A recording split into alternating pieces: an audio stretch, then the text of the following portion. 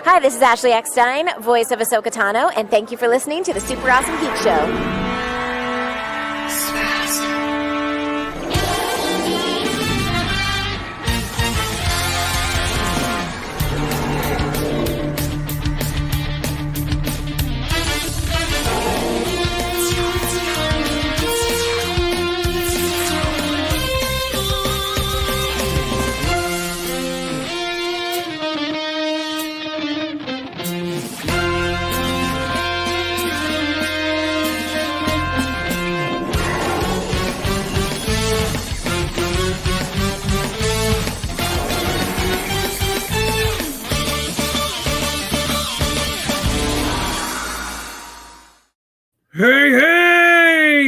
Hey everybody, how you doing?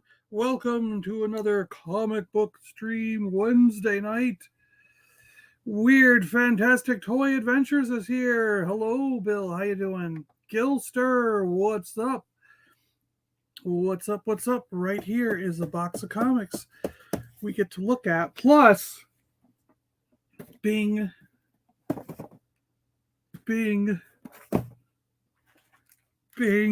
we got mail.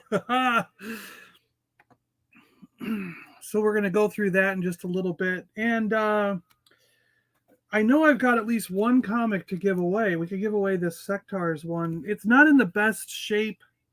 It does have a tear in the bottom corner, but maybe you guys won't care because it's a cool toy-related, cartoon-related comic book. It's just an extra that's sitting around.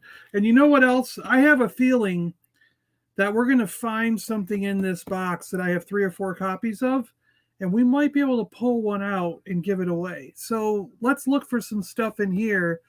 If I've got something that I've got a lot of copies of, we might give something away that's in this box. All right. Not saying it's definite, not saying it's for sure, but there's a possibility there that something could be given away here.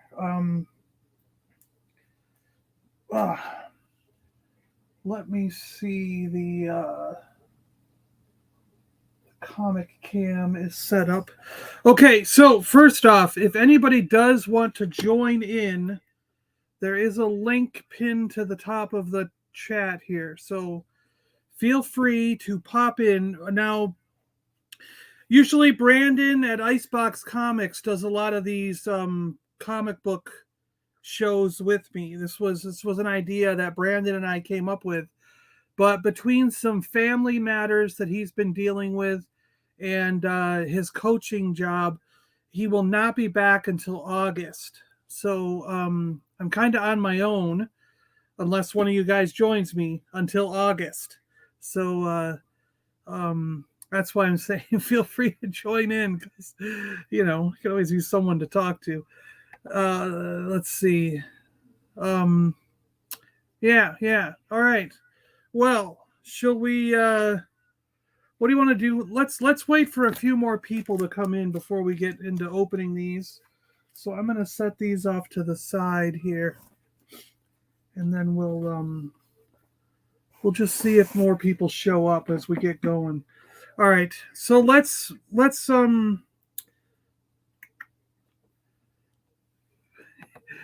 Hey John, best time to tell you lost my bank card last night, but got a new one today. Hope to get Patreon before next. Oh, dude, don't worry, man. It's all good. I mean, you can come and go month to month as you please. You don't have to feel bad or anything, dude. It's totally fine. Give me a second and I'll come on. Thanks, Bill. That'd be cool. Yeah.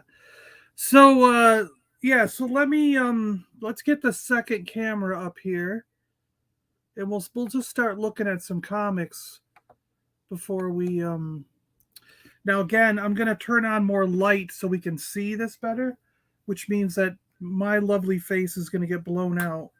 Whoosh. But you'll be able to see whoosh, the comics much better. So I use short boxes for my comics. I have a bunch of short boxes, and that's kind of how I do things. It's easier for me to pick them up. So let's just I guess we'll just start at the beginning and go. Wow, there's a lot more at the beginning than just. Where's the Godzilla? I swear there's Godzilla in here.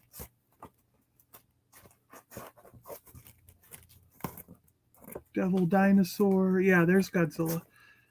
Devil Dinosaur. I still have the first Godzilla, the comic that I owned as a kid. I'll show you that one in a minute. So Godzilla's pretty far down the line, and then there's Godzilla. Is that all Godzilla till the end? Shogun Warriors, yes. Oh yeah. You guys want to see those, don't you? Oh, let's do the Shogun Warriors. Come on. Where do they start? Here we go. Let's look at some Shogun Warriors. Oh, we gotta wait for Bill. Bill likes Shogun Warriors. We gotta wait for Bill on Shogun Warriors. Sorry, guys. I'll show you the first one here, but then we gotta wait for Bill. Shogun Warriors. Awesome. Oh, I got another number 1 in there of Shogun Warriors. 2 number 1s.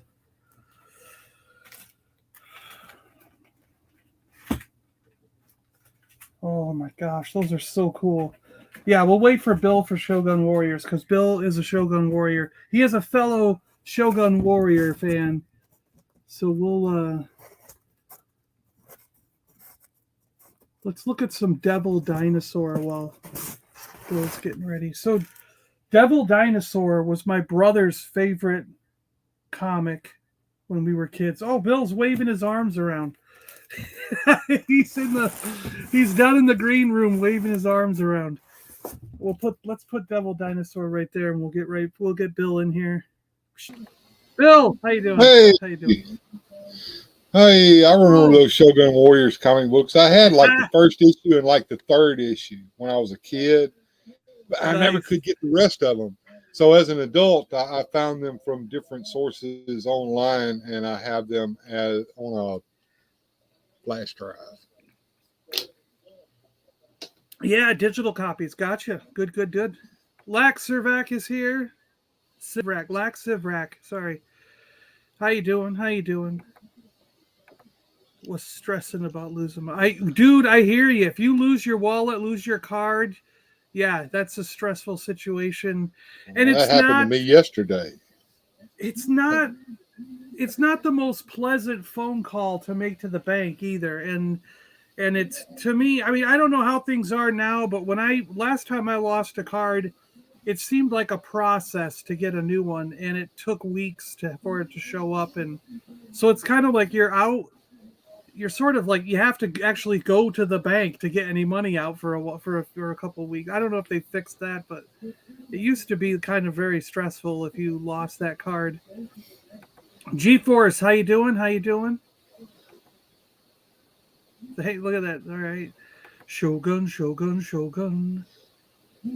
Saying hi to Hello, Mr. White Shadow. Or Miss, I don't know. Are you Mr. or Mrs.? I don't know. Hello, Mr. Knowledge. Now we're finally talking about something I know. Comics. Haha. Yes, Wednesday nights, usually about 2 times a month. So every other week or so, I try to do a comic chat on, live stream. And I generally try to give something away, Mr. Yeah. Hey, just want to make sure, this day and age, you don't want to screw that up, right? So yeah, first we're going to look at some Devil Dinosaur, and then we're going to get into Shogun Warriors with Bill here. So Devil Dinosaur was one of my brother's first comics. I was picking up Godzilla, and he was picking up Devil Dinosaur. He liked the Moon Boy. But this may have been the only comic my brother ever got and then stopped. He just didn't like comics the way I did, So, but in honor of, his collection and everything, I have Devil Dinosaur as well. There were 9 issues to Devil Dinosaur, and that's pretty much all there were. Moon Boy is back right now, though I think it's Moon Girl with Devil Dinosaur. So there are some current comics out there with Moon Girl and Devil Dinosaur. So that's kind of a cool thing. If you hit up a local comic shop, you want to look that up. Vader's Girl's here. How you doing, Vader's Girl? Good to see you, Cat.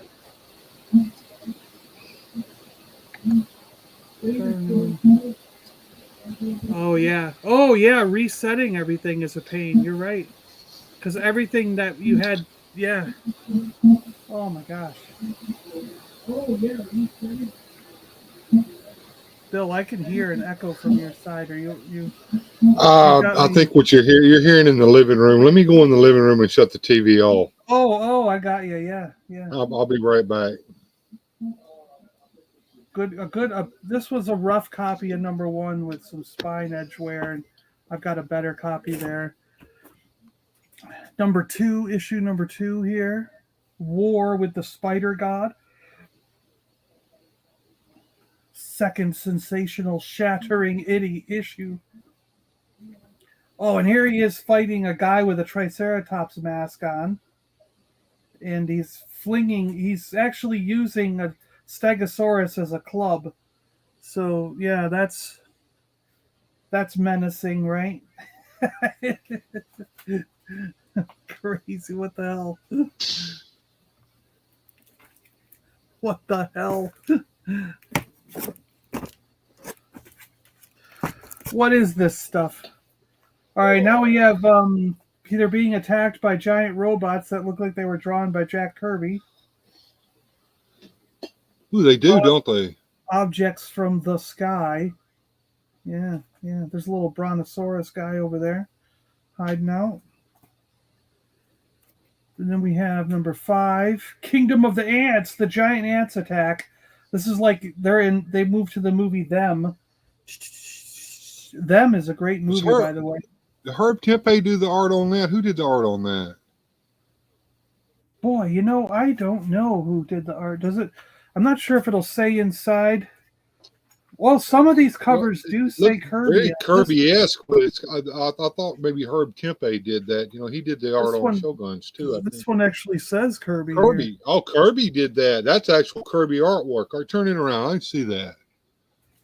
Yeah. The faces look very Kirby. No, let me look at the faces of the characters there. Yeah. That's Kirby's artwork. So we got And those 35 cents. Those ones that came out in the mid 70s, late 70s. 78. 1978. Okay, late 70s. Yeah. I did not know he did Devil Dinosaur, or did he just do the covers? Yeah, and there's Kirby there. He probably just did the covers. Yeah. Mm-hmm. There's Moon Girl. So she's in the current comics right now. So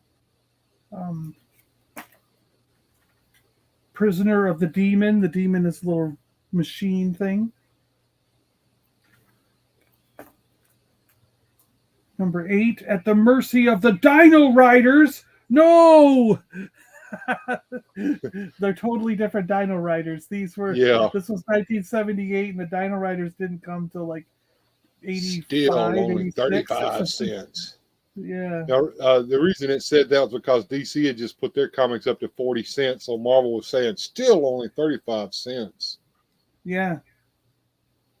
And this is the Lizard's Last Stand. This was the last issue, #9. Apparently they weren't doing so well, so they canceled it before it was even a year. My brother and I were the only ones buying Devil Dinosaur, apparently. Because they did the Godzilla comics at that time as well, did they not? Yes, that's kind of why we were getting.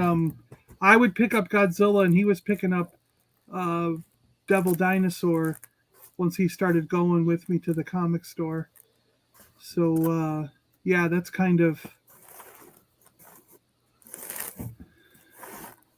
That was kind of our thing, but I think he only got a couple issues of Devil Dinosaur, and then he realized he didn't really like comics that much, and he still doesn't read them today. He gets confused by the panels. Like if we look at this ROM, I got a ROM comic here. If we look at this and you go, let me find one where it's kind of split up, and I'll show you what I mean. If this even splits it up like that. Yeah, I guess this is kind of an example here. Like he understands that you would read this panel from left to right. Then he goes to this panel and he kind of says, do I read this bubble first or this bubble first? Uh-huh. And he'll try reading this bubble first, then read that one, and then he'll go to here and read what's down there. But then he gets down here and he goes, do I read this block first or do I read this whole thing first? Or am I supposed to go like from here to here and like this happens and then this happens? Like his brain does a loop, you know? And Yeah. then he gets out of order and he goes, "Oh, I'm supposed to go back to left and read that way." You know what I mean? So he says he spends more time trying to figure out the order he's supposed to read each panel on the page, and it distracts him from the story. He gets frustrated and stops. So he says he needs it all to be like this. So it's 1, 2, 3. There's no question left to right. You know what I mean? Right. So there's no question. But once you start getting odd panels and different, like this one would totally throw him off. He'd be like, "Do I read this first and then these, or do I like go like this?" Like he's like, "I don't, you know." So My him, sister was like that. She was a lot older than I was, but she never could understand the reading order of a panel in a comic book, especially the when people would get really creative and they would have these big splash panels with little panels around them. That would confound her. Yeah.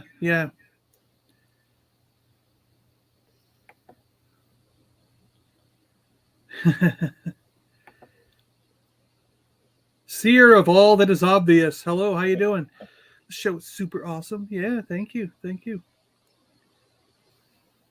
I had that same kind of issue when I was young. Yeah. Well, you either you learn and you like them or you just don't. It's okay either way. Shogun Warriors. Let's check some of these out. So we got Shogun Warriors #1, the very first collector's item issue. Look at that. This is Trimpe. Yeah. Is that Herb Trimpe, right? Yeah, Herb Trimpe. Yeah. He's the one that did all the art on the Shogun Warriors comics. Yeah. 1978 also. With the Brave Raideen on the cover. Yeah. So I think this is the one that I had with the yellow horns, yeah. And his fist shot out, right? Well, the Mattel Shogun Warriors toy had a shooting fist on him, but the original Poppy toy from Japan had the bow fist. Ah. I actually have a bow fist on my Raideen. I don't know if you can see him back there in the background or not. Yeah. But he I actually saw him before. He has a bow fist on him that I took off of an old right, Poppy toy. Yeah, the bow over there. Yeah. and I don't remember the bow, but yeah. And of course, in the comic there, he had the bow fist. Yeah. #2, Fighting Elementals of Evil. Yeah, this was the issue where the 3 drivers had to get their own robots instead of all driving one robot together. I love how you know these things still. I probably haven't read these since they came out. Well, what confounded me about the Shogun Warriors was the story ended so abruptly, and it ended on a sad note, really. Wow.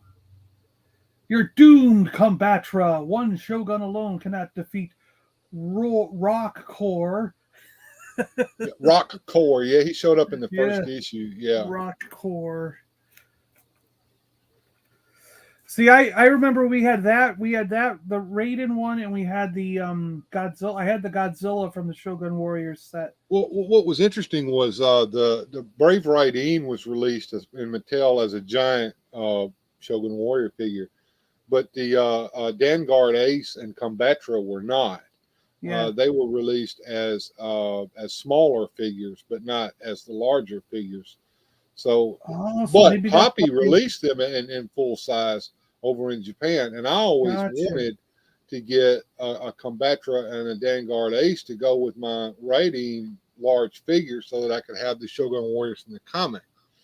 But the prices on those Poppy toys is ridiculous. Have you seen the prices of those? Oh yeah, I mean any of the Shogun Warrior stuff seems ridiculous to me. But that's Well, why I don't own a Godzilla right now. The jumbo machinders are even more expensive than the Mattel versions. The ones from Japan, I mean, just ridiculously high. But that does explain why we only had that giant robot in Godzilla then, because those were the two giant ones from Mattel. And what was sad was Godzilla never showed up in the Shogun Warriors comic book. No, we always wondered that too, but they were running parallel to each other, I think, in the stores. Yeah, so it had to do with licensing. I know it had to do with licensing. The owners of Godzilla, what's the name of it? They're protective. We'll see, but didn't they, or was it a different giant robot that showed up in the Godzilla series? We'll see. Oh, that was Red Ronin. Red Ronin. Yeah, Red Ronin showed up in Godzilla. Shogun against Shogun. No. Well, I think, and I may be mistaken, but I think Red Ronin was created because they lost the Shogun Warriors license and they needed a giant robot. Oh, very interesting. Yeah. Number 7, all the humans are looking up. These look like a lot like some early Transformer covers as well. Well, the anime over in Japan and the manga as well for the original properties that became Shogun Warriors here in America, they had some transforming abilities, such as Raiden. He would transform into a kind of a bird-looking spaceship. Yeah. If you look at his headdress and turn it down, you can see the bird motif on it, and his legs would fold up and become the two jets to fly. This robot here looks totally cheesy. Of course, the robots that they had to make those up out of their mind, so that they ended up being total cheese ball. But I like them. Hey, I like that cheesy. Yeah. That comic is of legal age. Yeah. Hey, Gap After Dark. Okay, so Seer, basically because comic boards did not exist when I bought these comics. Comic boards didn't really start coming around till the 80s, and they weren't very popular until the 90s. And John, do you remember the first comic boards would have a white side and a cardboard side? And you put the white side next to the comic because it was acid free. Yeah. They only did one side back then, acid free. Yeah. And so I actually went back like a few years ago and put boards on like the first issues. So you'll see that the first issues have comic boards, and in some cases even like the second issues. But that's part of the reason I'm going through these comics and going through all of my comics is because I am going to go through. I have like 500 boards out in the living room, and as I go through these, I'm figuring out which ones need boards. So I'm going to be putting boards on most of the comics that are 35 or 40 cents or lower, probably 50 cents or lower. I'm going to put boards on all my comics. And then anything that's modern, if it's a variant cover or, something special like a first appearance or any of that kind of stuff, I'm going to put a board on. But otherwise, with my modern comics that I get from the comic book store, I still don't board every single comic. I board about every fifth one. Let me ask you this, John. How many comics do you buy at a visit? Do you buy like a whole bunch? You have like a box there at the store, and I have a pull box at the local comic store, and I have subscriptions through Marvel Comics to get print copies of like basically Hulk, Spider-Man, Avengers, Iron Man, Captain America, Avengers, like all the main titles of Marvel, because a lot of the comics like Thor, Captain America, Iron Man, Avengers, Fantastic Four, X-Men, Uncanny X-Men, Wolverine, like those comics I've been collecting pretty much from the moment they came out. I started collecting in like probably 76, 77. Mhm. And what I did back then, even back then, as a kid, I started going back and getting the issues all the way back to the 60s because I didn't have them. You know, like I'd pick up an Yeah. Avengers comic and be like, why is it issue number 98 or 105? You know, where are the other 100 issues? You know, and I learned very early about back issues and started my mom whenever my Mhm. mom would let me have extra money to get an extra one, I'd get a back issue. And Okay. so I'd get like I would pick up like Avengers, Godzilla, Star Wars, Shogun Warriors, you know, with my mom. And then if she gave me a little bit of extra money, like an extra dollar or something, I'd go in the bin and pull out a back issue or two, you know. Mhm. And so I started doing back issues as early as like little kid. So fortunately for stuff like the Avengers, I own every single Avengers comic to date that has ever come out, except for 4 issues. I don't have number 1, number 2, number 3, and number 6. Right. But I have every single other Avengers. Thor, from the moment it turned into Thor, like we saw that on the last episode, it started with Journey into Mystery, like number 150, 149. No, it was like 124, wasn't it? Yeah, like 125, 126, somewhere in there. From that point on, I have every single Thor comic. Mhm. I'm missing a lot of the Journey into Mystery stuff from Thor's first appearance in that run. But when it turned to just Thor comic, it's the title switch from Journey into Mystery to Thor. From that moment on, I have every single Thor comic. I've Okay. got almost all. I'm missing maybe like 20 or so of the X-Men. I've got all the Iron Men from Iron Man number 1 all the way up till today. I've got all of Iron Man. Fantastic Four is pretty close. There might be about 100 issues I need. Mhm. But Amazing Spider-Man is the hard one. There's Yeah. probably a good 200 issues or so that I need of Amazing Spider-Man. That one, because that goes all the way back to Amazing Fantasy, and it's so hard. Yeah.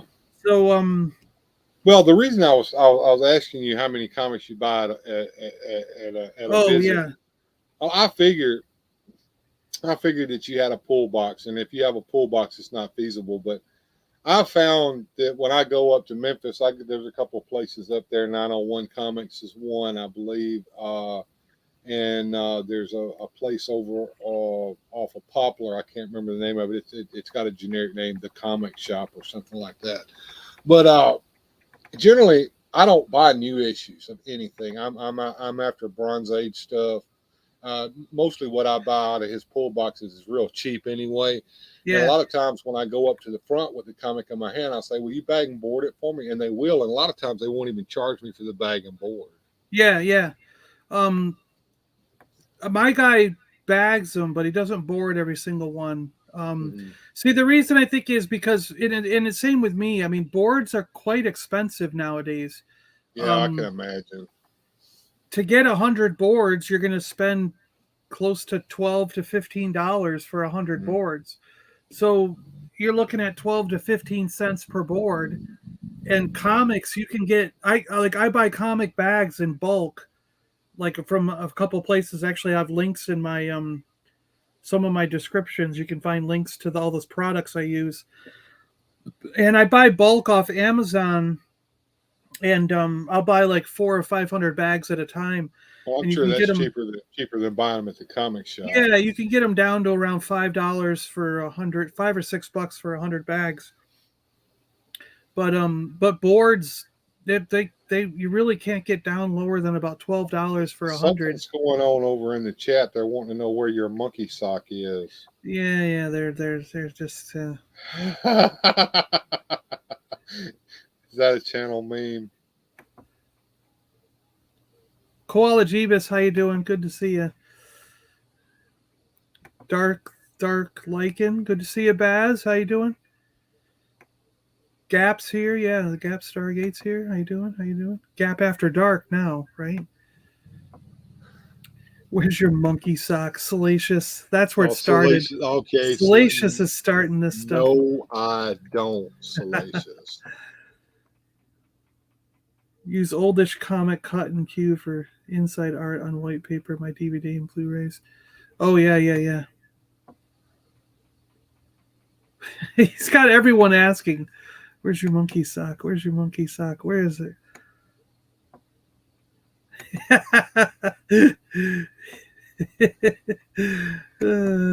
I don't want to see anyone's monkey sock. Vader's girl. Lex. Yeah, see, I there you always go. bored my monkey sock. Okay. See, G-Force is with me. Like he's like talking $45 for 25 star cases. Yeah, it gets expensive to really store your collection. No, I so, don't, Salacious. I answered you. No. No, I don't. I don't want to know. I always board my monkey sock. Okay, yeah. Yeah. Bag and board the monkey sock, yeah. Can I have cartoons for 100, please, John? I'm playing Jeopardy now. These short socks. Bagging and boarding your monkey sock's important. Preserve the flavor. Oh my gosh. Yuck. Star That Wars sounded for nasty. Oh boy. So yeah, so basically the long and short is I'm currently going through all my comics and adding boards to ones that I see need it, and I've decided to board about every 5th comic if it's modern and sort of unimportant. Well, because please board all those Shogun Warriors comics, John. Yeah, they're going to be getting boarded. Because quite frankly, like I said, when we were younger, we didn't board any comic. It wasn't a thing we did.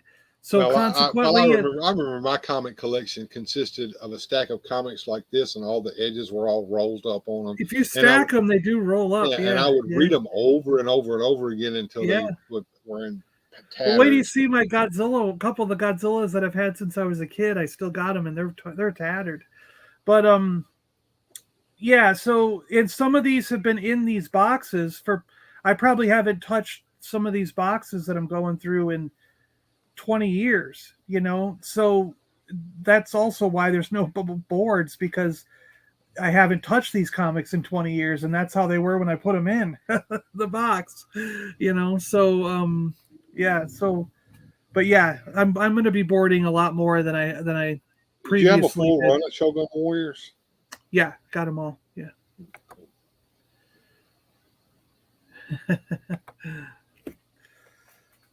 So here's Shogun Warriors number 9 fighting a eyeball in the mouth snake octopus the war creature. Beneath the waves. War beneath the waves. Yeah. So it's got like tentacle suction cup legs, a big body, spiky little things coming off its neck, hair, and a mouth with an eyeball in it. Yeah. And then 2 purple tongues that are prehensile and can wrap around the robot. Yeah. Very interesting. All right. Oh, here we go. We got the hand monster. 5 heads of doom. 1, 2, 3, 4, 5. Yep. Number 10. 5 heads of doom. Oh, he's still fighting the 5 heads of doom in this one. Number 11. The other reason that I don't see, I think there's a little bit of a scam going on these days with the bag and board with this. I think in protection in general, because to be quite frank, I've had Star Wars figures for 40 years, loose figures, okay, for 40 years. I had carded figures in no protective cases at all for 40 years, stacked up in a safe, and not a single thing ever happened to them. You know what I mean? Like, yeah, they didn't get warped, the bubbles didn't tear, they didn't get bent or full. They're still perfectly flat and mint as hell. So that's proof that you can leave them in a safe, you can leave them in a nice spot with no protective cases, and they will stay just fine. It all depends on humidity. A lot of times, the comic books. These comics have been. I like to put them in I like to put a board behind them just to give them a little more, a little more rigid stability. But what I'm saying is, these comics have been in this box for 20, 30 years, and they're still just like they came off the newsstand. Yeah. It's not like I'm getting any roll. There's no roll in these because they've been standing up. They're perfectly flat. They're pressed because they've been naturally sort of standing together. So, like, part of me says it's a crock of shit that you need to protect everything so perfectly, and have acrylic cases for everything, and have bags and boards and hard shell cases and blah blah blah. Well, there's another group of people that want to turn their comics one this way and one that way and one this way and one that way. They do to them protect the spines. and they'll do them opposites and upside down and do all these other And I mean, my more stuff's power still to in you. long box, just like it always was, underneath the bed. About 5-10 long boxes under the bed. Yeah, and they're fine. I mean, more power to you. If you've got the money to do it, by all means, buy acrylic cases for every single one, and keep it perfect. But someone like me, I look at it and go, I could spend $700 on acrylic cases to protect my collection, or I could use that $700 to buy 50 more items that I really want for my collection. So I do the minimum amount of protection, and then the rest. Well, how much is Shogun Warriors number 12 worth anyway? Oh, a couple of bucks? Yeah, $3 maybe. Yeah. Meteors, oh my gosh. But I mean, I just think that there's a lot of money to be made in the protection market.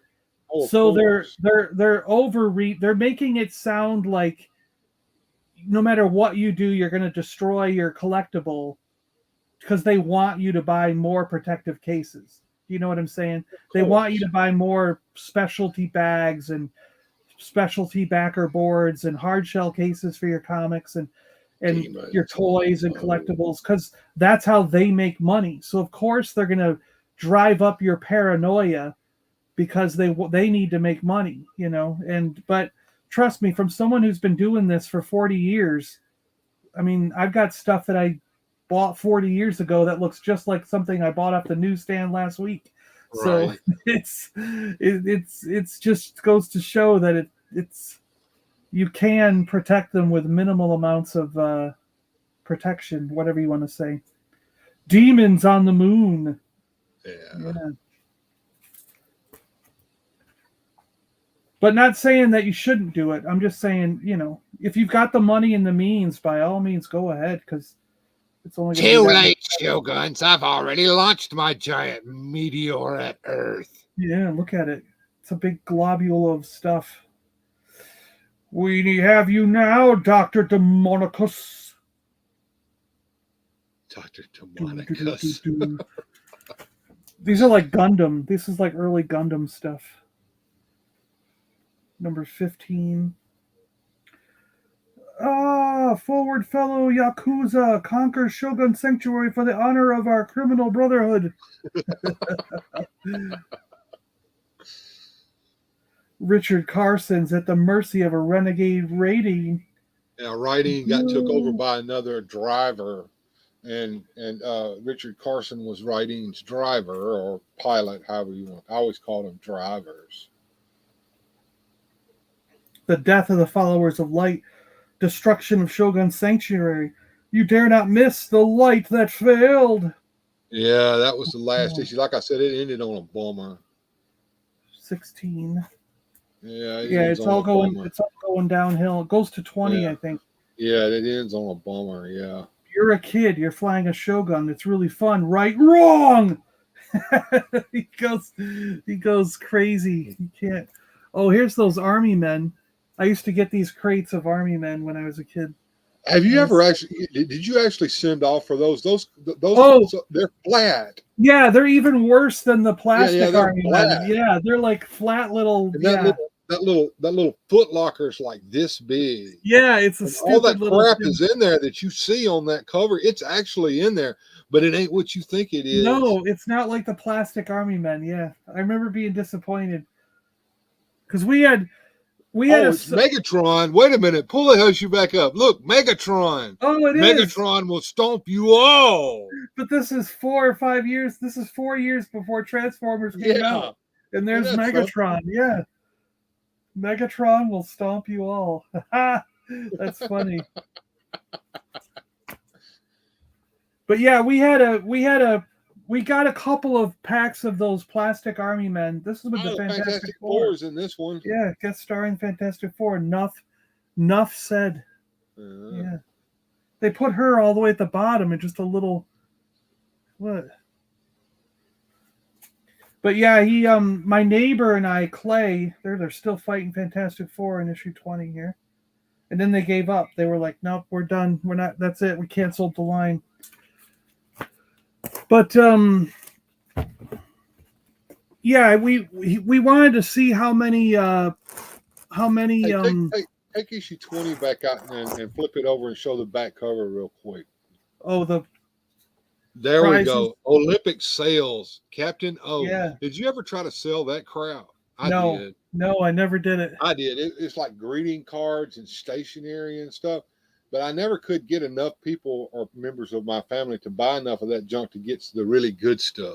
Yeah, like the hair dryer. Well, I ended up, I think, with the puppet, ventriloquist puppet or something. Oh, the electronic big track is there. Yeah, you could get that. That was awesome, man. I always wanted the bicycle, but look how much crap you got to sell to get the bike. Sell 65 boxes full. Wow. That's a lot, believe it or not, for a little kid. Wow, there's a freaking solid state portable TV. 80 boxes you had to sell. It's this big, John. Yeah,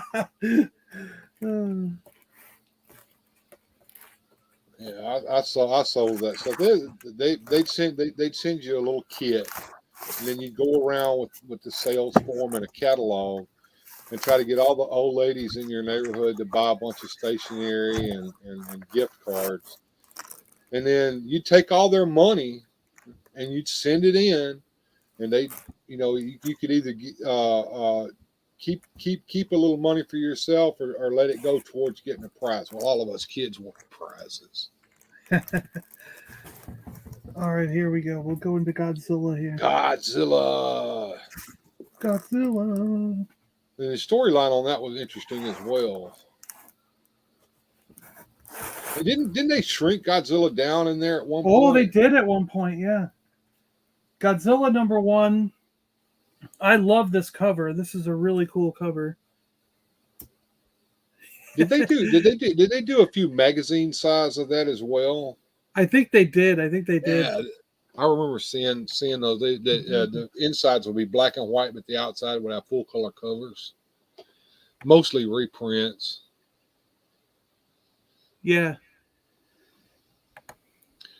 He's talking about the yellow bubbles. We were talking about that the other day. Didn't somebody tell us that it's mostly humidity that causes that? Yeah, because I have one that I've had in a case for a long time, and it yellowed anyways. It wasn't under UV light. And it wasn't under UV light. It was in the dark. It was in a safe, so it yellowed even without UV. So, yellowed without any light at all. It was in a safe for 25 odd years and yellowed anyways. So the yellowing does come from I think it's just the plastic itself degrading over time. Well, it's all going to degrade sooner or later with this second law of thermodynamics. Yeah. Go Godzilla! Remember the cartoon? I love this guy with his cigar popping out. Oh my gosh! Yeah, he's got a bridge in his hand.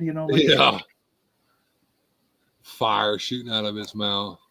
Now this is the one that I've had since I was a kid. That's the one that has been around at John's house all these years that he read over and over and over again as a kid until it. I mean, look at it. And it's still in relatively decent shape for a comic that old. It's all falling apart. It's been folded in half like a number of times here because I'll flip it over. We got to look at that ad on the back. There was a street ball. Yeah. With Dr. J and who is it?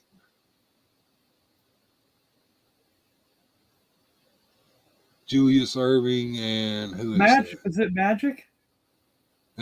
No, the white guy. What's his name? Oh, Rick Barry. All right, Rick Barry and Yeah. Dr. J. Yeah. He's like, hey, look, it's Rick Barry and Dr. J. Spalding basketballs. Oh, they were trying to sell the basketballs. Yeah. Yeah. Street ball. The ads, the comic book ads are just a lot of times I just geek over the comic ads. Sorry, John. And his artwork is so perfect, Jack. Jack Davis. Oh yeah, he did Mad Magazine. Yeah. You know, he would do all the parodies, the movie parodies and TV show parodies in Mad Magazine. You can like totally pick it out. Those caricatures down pat. Yeah, you can totally pick it out. But yeah, I mean, this thing was just awesome. I loved. Oh God, those ads! Look at that! Look at that stretchy thing that you can make big muscles with. I probably would have bought one of those things as a kid, thinking I was going to become a muscle man. Well, yeah, because the strong guy on the beach kicked sand on you. Oh yeah, there's Nick Fury. That's right, Nick Fury, and then went after Godzilla a lot. Look at Dum with that cigar sticking up. They all have Kirby was a big cigar smoker. So everybody smoked cigars in his comics. Yeah. Wow. Dum dug in. Look at that scene. I mean, that is like so Godzilla. Destroying everything. Godzilla grams. Slim Jim. You sink your teeth into when you're hungry and you're not a werewolf. So what happened to the old comic ad? Look, there's Charles Atlas over there. Yeah. An Atlas body in 7 days. And he'll make you a master of karate. I would have sent off for that so I could beat up all the bullies. Well, you would get the giant lifelike karate practice dummy for only 99 cents. And it was told a poster. It had little lines pointing to all the areas you could kick someone and kill them. You know, like the 99 like blows of death. Oh, here's the Spider-Man and Madam Web getting Hostess Twinkies. You get a big delight in every bite of Hostess Twinkies. Yeah. And then next is Seattle Under Siege. Got the strolling off. Super bodybuilding course. Free booklet. Yeah. But yeah, that was. I'm quite glad that I've got some of the ones that I read to death when I was a kid. Like I've got the Transformers #1 that I used to copy with pencil and like right over the cover. Was that a 3-issue limited series, the Transformers? The first one was 4-issue limited series, and then Spider-Man was in it in his black suit, if I'm not mistaken, at one point. Yeah, I think so. And then it went to an ongoing series. Transformers did. Yeah, I missed the ongoing series. It went for like 80 some issues, 84, I think. So that you got three #1s? Yeah, and I was picking some up when I worked at a store, and they were $2 each. I was like, oh, I'm grabbing these, you know. Yeah. So I got some extras of some of them. Oh, here we go. This #2. Seattle Under Siege. He's eating this the Space Needle. Space Needle, yeah. Second searing issue. 1977. Got a couple Two of copies those. of #1 or #2. This is probably my original copy because it's pretty worn out. A lot of these are going to be that way where I have an extra copy. I have my copy that I had when I was a kid, which is what this one. There he is fighting Hercules and Angel, and is that Black Widow? It looks like Iceman. Well, see, yeah. I didn't realize that there were so many other Marvel Comics characters that was showing up in the Godzilla comic. Yeah, and then I got a decent copy of number. So it's like a lot of them I've got my copy that I have since I was a kid, and then I've got a good copy that I bought later on to have a really nice version. This is one of my favorite comic covers. War of the Giants. This dragon monster, I just love it. Batragon. Yeah, Batragon. You know, and I just loved this kind of stuff. When Godzilla fought another monster and you had giant kaiju battles, that's what I was all on. My daughter says, "I don't like the people who talk, Dad. I want to watch the monsters fight." That's what she would say when she was little. Yeah. Yeah, let's skip through the people who talk. I don't want to see the people who talk. Oh my God. And then this was my copy, read to death, just all worn out.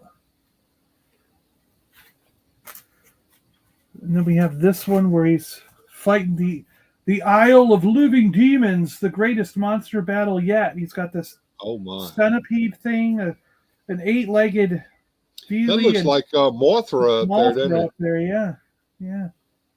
I got to run into the kitchen and get some water. I'll be right back, John. Yeah, a better copy of that one. And now we have Godzilla Enslaved. A monster enslaved. They caught him, and that's Dum Dum down there. So it's the Shield. Shield caught Godzilla. That was my copy when I was a kid, and I've got a better copy there. And then we got Red Ronin. That's what he was talking about.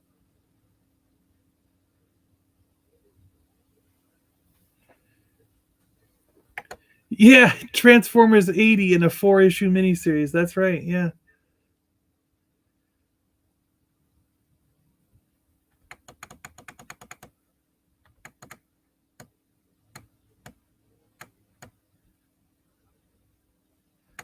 Humidity, well, I'm screwed. Yeah, I live in Florida. There goes Tokyo. Hey, Mikey in Houston, how you doing? Is that Red Ronin? Yeah, Red Ronin. We got to him. Yeah. Rick Barry, Blue Oyster Cult. Christopher Barker. Hey, how you doing, buddy? How you been? It's been a little while. Jack Davis. Yeah. Nick Fury's second-hand man, Dum Dum Dugan, was a second billing star in the comics, always trying to stop Godzilla. Kind of like Jack Colvin in the Hulk TV show from the same period. Yeah, you're right. Yeah. Underappreciated band. Yeah. Cool. Blue Oyster Cult. The Howling Commandos. That's rad. He just came to visit me and bought the ETI album. Cool. Wow, back in 82. I studied all the pressure points in Karate magazine. I can immobilize a human of similar size in seconds. You mean the size of a child? From Oregon. I was born in Portland, grew up in Seattle. Why are those not on t-shirts? Yeah. Yeah, Red Ronin. I don't know where to say I'm from anymore. I mean, I was born in upstate New York. I lived in Seattle for 17 years. And that's where my heart belongs. I love Seattle. I love the Pacific Northwest. It's probably my favorite place on earth is the Pacific Northwest. I love it. But it eventually outpriced me. I mean, I was bringing home around $2,000 a month, and my apartment one year went from $950 to $1,400. Whoa. So that was the cheapest apartment. That was low income. I was in a low income housing, and it jumped from $900 to $1,400. So, you know what they told me? You know what they said to me? They said, "Well, this day and age, we reassessed what a low income is and how someone should be living in these apartments." And they said that what it is if you've got a 1-bedroom place, you should have 2 people living in it, not alone. You shouldn't be alone. Well, and then they said, wait a minute. If you've got a 1-bedroom apartment and you're not married, who are you going to stick in there? Yeah, right. In the bed with you? I mean, come on. And then they said, if you've got a 2-bedroom place, we expect up to 4 people living in it. Oh, so everybody's got to be sleeping in the same bed together. So they're out of their damn mind. Yeah.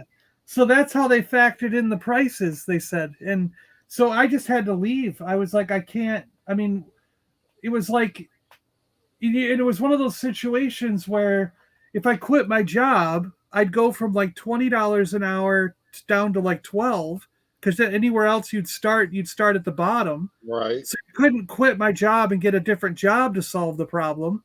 And it's like I was already working 40 or 50 hours a week, so getting a second job was just kind of like, yeah, I guess you could have done that, but it's like then you Well, you never have any shouldn't have time. to. You You should be never have able to any live. time for yourself. Yeah, Yeah, yeah. you should be able to live decently. Good grief. So And who yeah, wants so roommates? I left because I wasn't married. Apparently, you have to be married to live in Seattle. Yeah, Either that or sleep in the same bed with your roommate. I'm not doing that. yeah. So yeah. Yeah, So Red Ronin's mad. He's got rage. I was very upset to leave. So now I live in Florida. And, Last gamble in Las Vegas. Looks like Godzilla lost at the Golden Nugget, so he's taking his revenge. yeah. And what's funny is the Golden Nugget doesn't exist anymore. No, It just got torn down. That's right. Godzilla tore that son of a gun down. I went to the Golden Nugget the last year it was open. I actually got in the nugget tray. Like he was sifting, the guy had a gold sifter.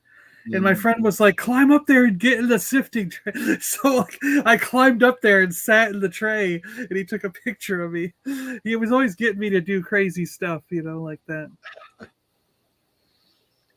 I like Thousands Gold. Only 40 or 50 hours, you slacker, because he works like 80 hours a week. I'm not that small. Every comic cover should be agreed. G-Force, I thought you meant a similar size to the magazine. Well, I thought he meant as a kid. You know what I mean? Like, so you bought it as a kid. You learned the martial arts as a kid. So it was a similar size as a kid, not whatever, I'm not picking fights with bigger folks. I'm not dumb. How big old boy are you?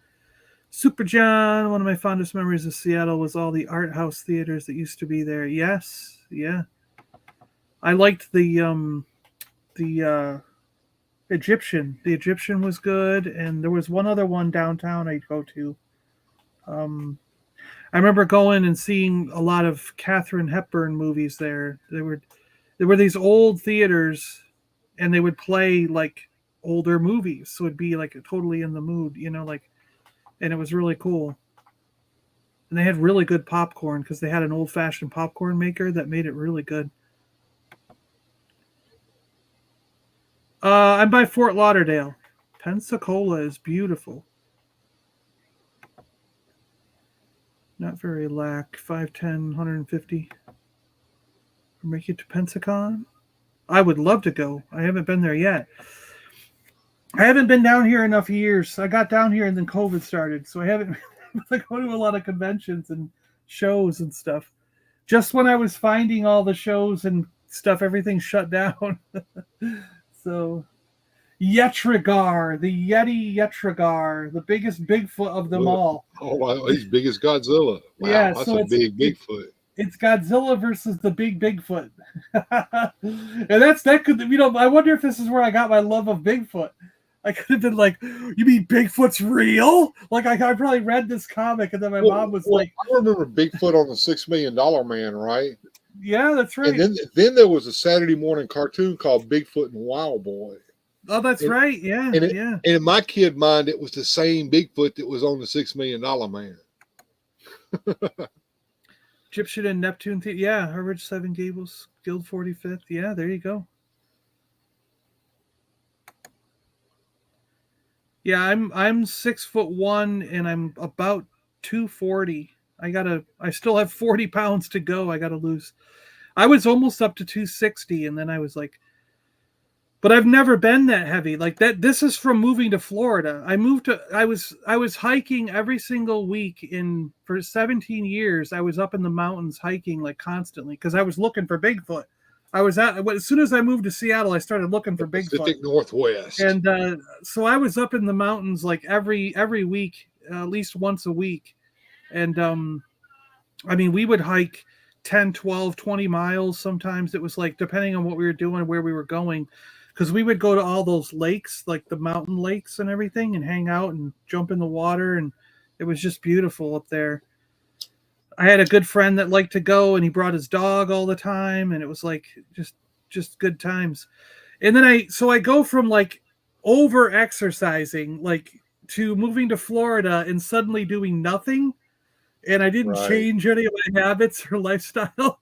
So my whole life I've been like 6 foot, 180 pounds or so, and all of a sudden I moved to Florida, and within like 2 years I go up to 260 pounds, and I'm a behemoth. I feel like I'm a behemoth. So I was like, oh my God, what the hell happened to me? I looked back at older videos and was like, wow, I've really let myself go. And it's so hard to exercise down here because there's nowhere to go that's an enjoyable walk. Like South Florida, it seems like it's just paved. It's like from one end to the other, it's a pavement, it's a shopping mall. So it's like you have to go down to the Everglades to find wilderness. And I like walking in wilderness, and it's very difficult to find that. I would think there'd be a lot of mosquitoes down there in the Everglades. Oh, and there's lots of bugs. Yeah, there's bugs, and some of the bugs are freaking 6 inches long, and you run into a spider web, and like I'm used to other areas like New York and Seattle area, like you bump into a spider web and it's just a tiny spider, and even if you get bit, it's not that big a deal. It's like, but down here, you bump into a spider web, and the thing is the size of your face on your shoulder, and you're like, oh my God. And if it bites you, you could like hemorrhage from every orifice, and blood will go.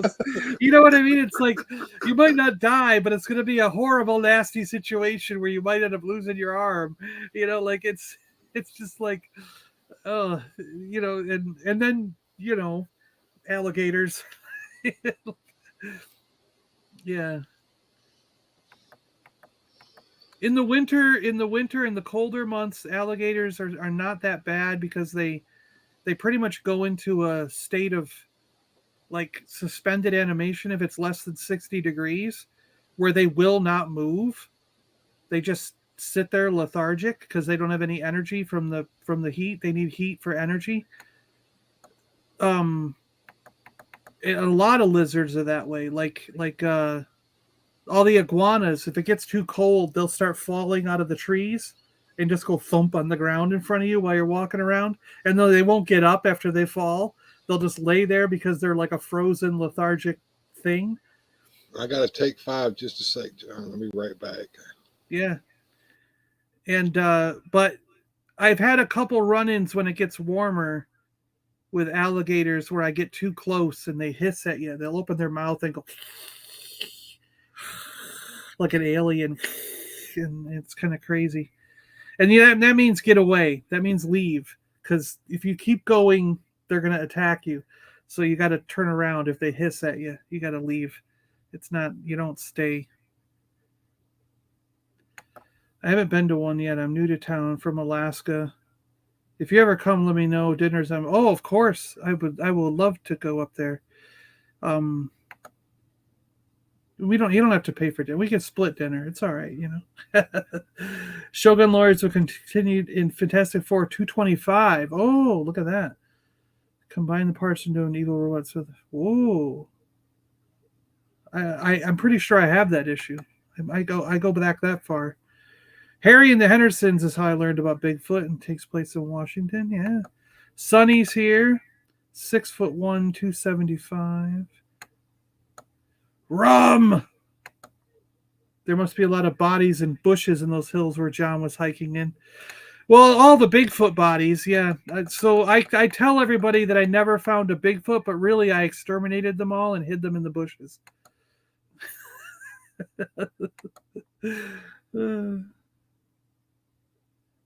I skied every day, come to Florida 300. Yeah, you come to Florida and gain weight. That's all it is. It's just terrible. Get some of this off, yeah. Beat it, Rum. Look after your bishop. I wish we had iguanas to hunt in Pensacola. Yeah, they don't. My friends up north, like even up by my mom's house in Port St. Lucie, they don't see the iguanas as much. Like they're a southern thing, I guess. Same with like the pythons. I guess the pythons are only down south too. All right, we got more Godzilla to go through. Let's get through these. So we got Bigfoot, Red Ronin, and Godzilla all fighting in number 11. And then, just like the Incredible Hulk in Planet Hulk, Godzilla gets sent into outer space. They just pack Godzilla up and shoot him in a rocket ship to outer space. And then he comes back fighting an alien UFO monster. This one was a cool monster too. I liked him for some reason. He had 4 tentacles for feet, arms with 1 spiked claw, and a big saucer-shaped mouth with 1 eye. Like, what the hell? Like, I don't see how that would evolve that way. There's no advantage to half that. And then we have this one where Red Ronin's skull, head is on the ground, and Godzilla's fighting this caterpillar-like beast. The siege of the super beasts. And then he goes out west, and there's a stampede because cows and horses don't like Godzilla, so they run. Uh-huh. And he's fighting cowboys. Bear. Godzilla versus cowboys. Oh, and then this is where he shrinks. They shrink him down. Yep. And there's Rick, Rick, the guy who ran around with Incredible Hulk, right? Rick Jones. Rick Jones, right? Yeah. Rick Jones. And I forget who the guy with the net is, yeah. But this is Herb Trimpe and Bob Layton. Look at that. Don't tug it. And then he fights a rat in the sewers. Battle beneath 8th Avenue. He's so like, it's like a normal sized rat is fighting a little Godzilla. You know, that's cool. I think Godzilla would still win. And then he gets a little bit bigger. He gets people sized, so they have a wrestling match with Dugan and the guys from Shield. They have a wrestling match with him with Godzilla, and again, I think Godzilla would win, even 4 against 1. And then he fights the Fantastic Four. Yeah, he got a little bit bigger by then. He's growing back up. And then look at her. She's shooting like invisible snowballs at him, and they're just bouncing right off. She was supposed to be able to shoot force field energy or something, right? Yeah. She started out, just turning invisible, but they had to do more with her. So she'd make invisible things rocket out and stuff. And here's Godzilla fighting Devil Dinosaur. The crossover event of the century.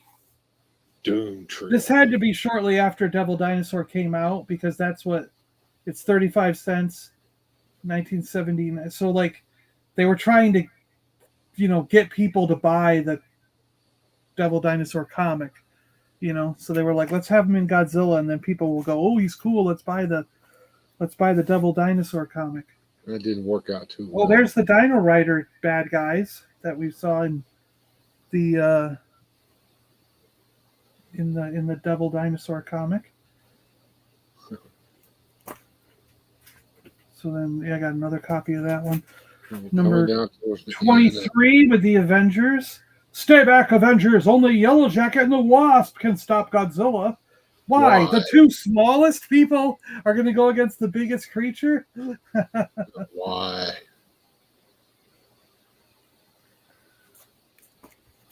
And then the last issue. Finally, Godzilla stomps off into the sunset. And this was my copy when I was a kid. It's all bait up. Someday I gotta get myself a better one.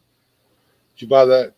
I see the slash over the UPC and the diamond in the corner. That must have been bought at a comic shop.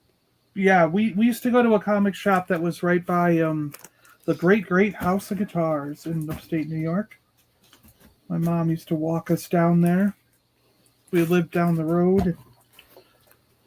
It was always cool being around music and being around comics and stuff at such a young age, The only comics we had here were at the drugstore and at the convenience store on the highway. And they had the spinner rack, Hey Kids Comics. You go in and you'd hope you'd find something. A lot of times you wouldn't find. I never understood. You'd buy an issue and you'd want to find issue 2. For instance, Shogun Warriors issue 2. Well, issue 2 never made the newsstand. Issue 3 did. Yeah, that would happen. Yeah. So we'll just start going through the box here. I've got some pretty cool stuff to look at. Now, is this something that you found in your collection, or is these something somebody sent you? What are you talking about? In the box that you have here, is that your box this of stuff? This is my box of stuff. Oh, actually, we still got mail call, but see, I got Dark Crystal. I remember that movie. Comics. And back in those days, Marvel Comics would always do a comic adaptation of whatever the latest movie was. Dragon Slayer. See, I had that. I had that, but it was in digest. You remember the digests? Oh yeah. Yeah. And a lot of these have got the whole run of them. Like the 2 or 3 issue miniseries that they were. Dune. TV Magic. What got Geo Force talking about TV Magic? He must have saw an ad. Raiders of the Lost Ark. Look at that. Tote. That's cool. Number 2. Indiana Jones and the Temple of Doom. Oh, yeah. 3 issue miniseries for that one. And then some of these are they're getting stuck together. Their plastic's degrading. I'm gonna need new bags. Indiana Jones and the Last Crusade, even. Look at that. Wow. 4 issue limited series. Krull. Remember Krull? Yes. Awesome. I love this movie. Everyone hates this movie, but I love it. I remember showing it to everybody in Seattle. They were like, what the hell? That was the worst thing I've ever seen. I was like, what are you talking about? The Last Starfighter. I like that movie. I've always wanted action figures of this because I want Griggs as an action figure. Wouldn't that be awesome? Somebody was making action figures of those, or was that a joke? I can't remember. Yeah, I always wanted action figures of those. I wanted the video game. Oh yeah, the game itself, yeah. 2001: A Space Odyssey. Now that's Kirby art. Look at that thing. Yeah, and that was where Machine Man first showed up, if I'm not mistaken. Yeah. 2001. Oh, here's Willow. We got Willow comics. A lot of people like that movie. I was kind of on the fence about it. I got the baby. Air Raiders. There we go. Air Raiders. All right. Yeah. So I got issue 1, issue 1, issue 1, issue 2, issue 2, 3. So did you get those Air Raiders comics back when you had your Air Raiders toys as a child? Oh yeah. I'm sure I got a lot of them when I was younger. Wow. Air Raiders might be a contender for something to give away. I've got 3 or 4 copies in here of Air Raiders number 1. Centurions. I remember the Centurions. Yeah. Power Extreme. They're awesome stuff. Oh, look at this one. Yes. Chuck Norris and his Karate Commandos. All right. Yes. Oh, I love the Chuck Norris Karate Commandos stuff. Oh, I love that stuff so much. Oh, yeah, Cops.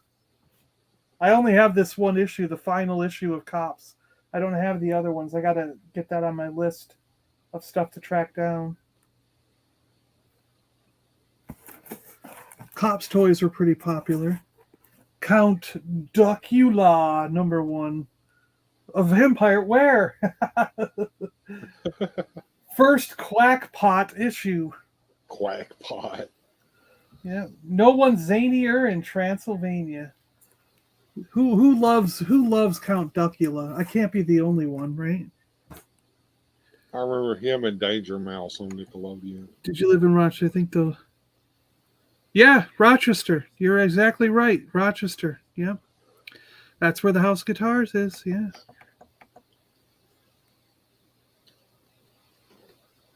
Came to the village and the elders told us not to talk. I have the Time Bandits comic. Oh, wow.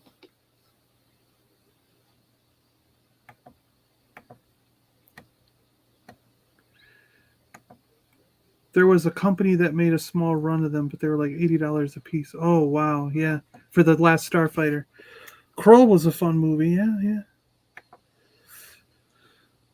No, they will do Willow figures now. Yeah.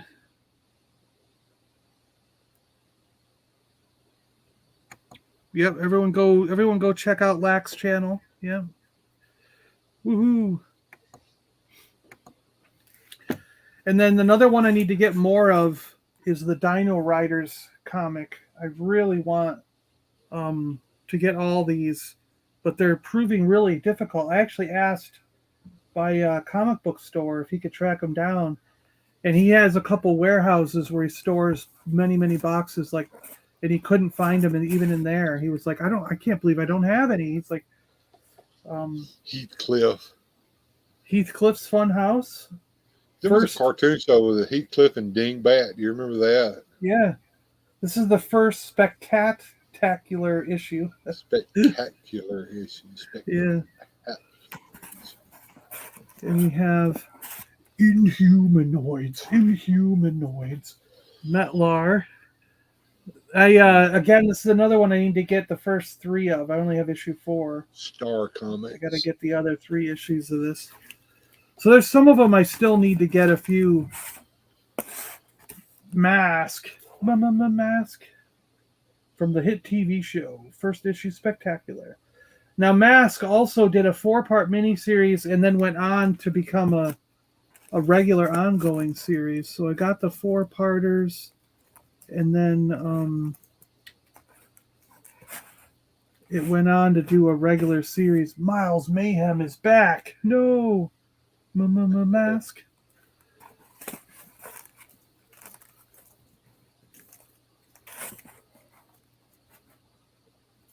You know what? What? There's a lot of issue number 4, which has a great cover with the Mask team. In game. We could give that away. So let's put that in the giveaway pile. Why not? Oh, here we go. He-Man. That's it. I have it. I have all 3 of those. Yeah. The first issue miniseries. And again, Masters of the Universe, I think they did 3 issues as a miniseries, and then they went into a regular run, right? Yep, here's the regular run starting. Yeah, but that was Star Comics from Marvel. Yeah.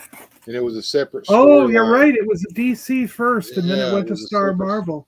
The DC storyline was like a pre-proto filmation storyline. It was the first appearance of Prince Adam. Oh, and here we go, Power Lords. I remember the Power Lords. Yep. 3-issue miniseries for them. And then we have Robotech Defenders. Robotech was cool.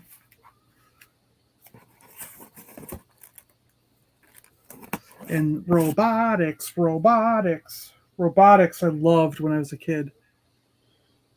I really wish this series went on, but they didn't. They only did a couple issues and it died. Yeah. Robotics. They would throw everything at the wall and see what stuck. They would do comics just about everything and anything. Sectars, Warrior of Symbion. I remember those.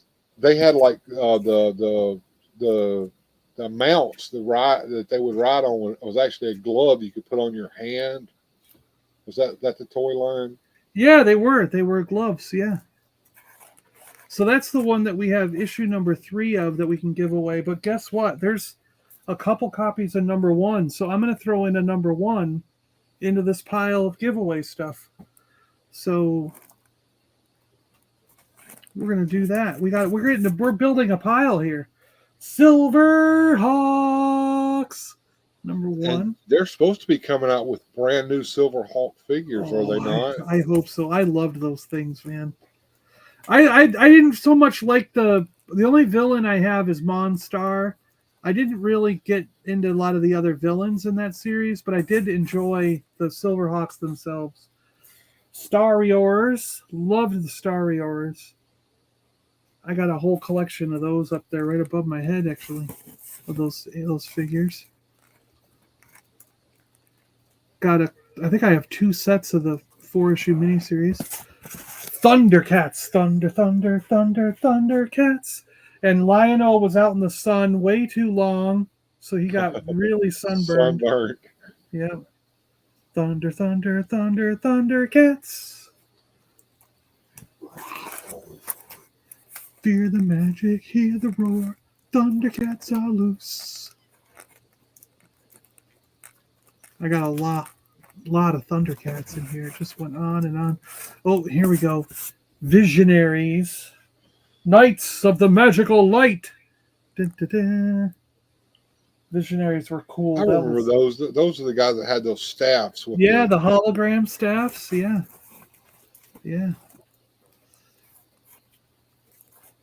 Oh, here we go. Wally the Wizard. Chris, 1,000 Ghosts. Do you remember Wally or not?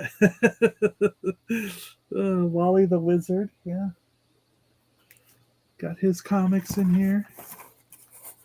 And then, that's what we got in the box. Okay, so cool.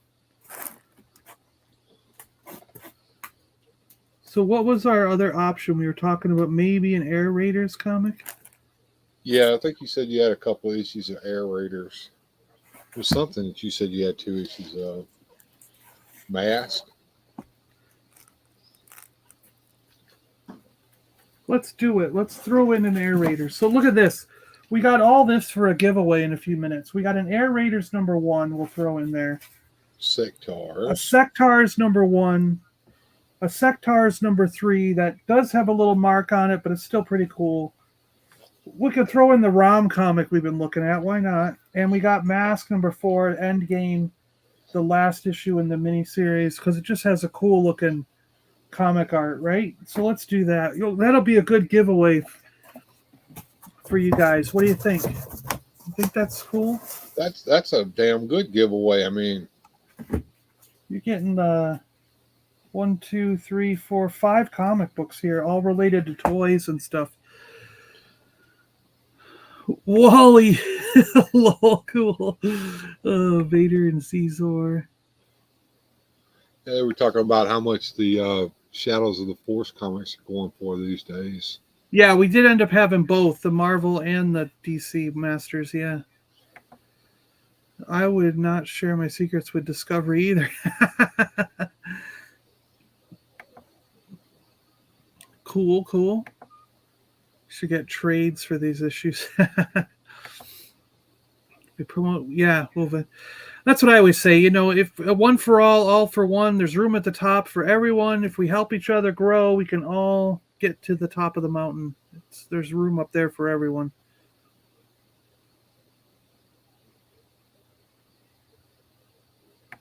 That's awesome. I need this. Where's Richie Rich? All right, so here's what we're going to do. I'm going to open up that mail call. I'm going to open up a wheel of names here. Let's do this. No. Let's do a wheel of names. Why not? We'll do a wheel of names. All right. Good luck, everybody. So let me let's try and all right, if you want in, do hashtag toys if you want in this giveaway. And then Bill will help me read off the names, and I'm going to put them in a list. My comic collection or toy collection? The comic collection probably by more, because there's more issues. I have more issues of comics than I do toys, and they take up way more space. The comics do, I think. But I guess they take up less space because the toys are on display, where the comics are not. Gru was my favorite, yeah. All right, so starting with Salacious Rum here. Bill, can you read off everyone who did hashtag toys here? And I'll add them in. Gerald Lang, Geoforce, Christopher Barker, Lack Sivarak, Thousandth Ghost Toys, Left Coast Graphics, David McFadden.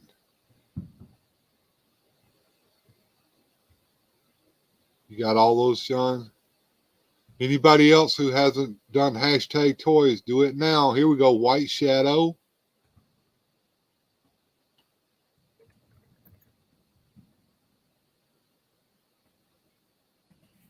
Gilster 37. Like Saverick, you've already done it once.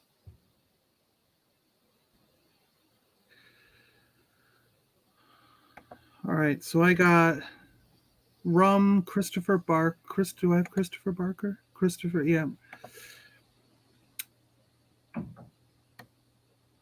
White Shadow's wondering why we don't use the StreamYards giveaway tool. I didn't know they had one. I know the Nightbot does that. Yeah, I thought this would be more fun.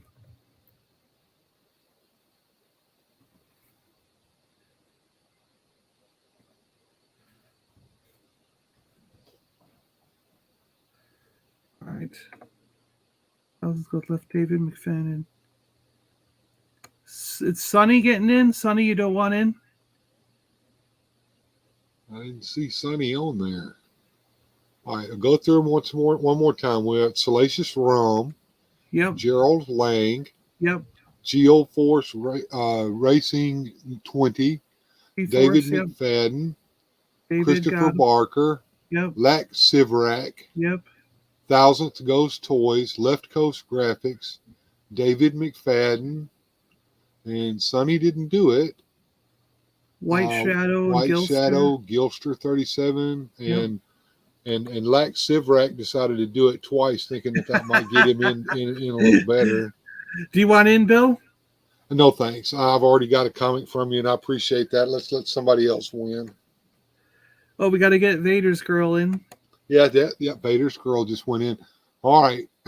We'll count down now. I'm going to count down, 15, 14, 13, 12, 11, 10, 9, 8, 7, 6, 5, 4, 3, 2, 1. It's over. I'm going to share screen and do this wheel of names here. Let me see. Is this the one? Nope, wrong one. Here we go.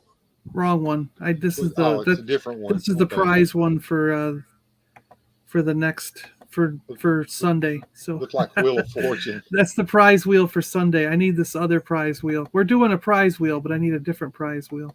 Okay.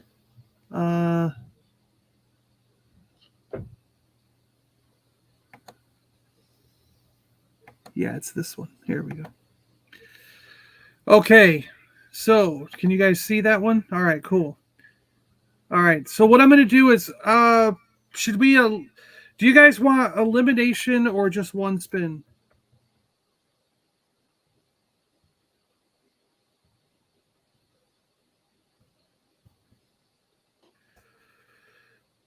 Vote now. Elimination wheel or one spin takes all. What do you guys want?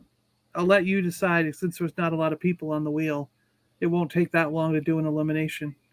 We got one vote for both. One spin, and so he's voting one spin. We got elimination. So 2 for elimination, 1 for one spin, 2 for one spin, 3 for one spin. All right. Any other votes? Another elimination. Thanks. I have to congratulate Chris with such a fantastic idea to get back. So much fun. One spin. And it's kind of neck and neck there. Yeah, it's neck and neck. Elimination. Make the agony drag out. Elimination. Elimination. All right. Let's see. Can we? I think we can do elimination. We'll do elimination. All right, here we go. Want to shuffle? We'll shuffle. Shuffle. There we go. We got 9 shuffles. We're starting now with an elimination wheel. Last person on the wheel wins the prize. Last person.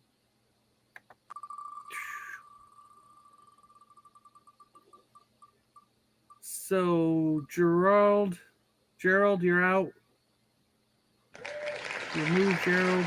I know it's giving you like confetti for leaving. It's like, yay, you're done. You're out of here. You didn't win. Hooray. Oh no, Vader's girl's gone. There we go. I bet Raph would have liked some of these comics too. All right. Who we at? Where we at? Christopher's gone. Oh no. Sorry, Christopher. All right, let's see who's left. White Shadow knocked out. Godzilla bit his head off. Who's being taken out now? G-Force, you're out of there.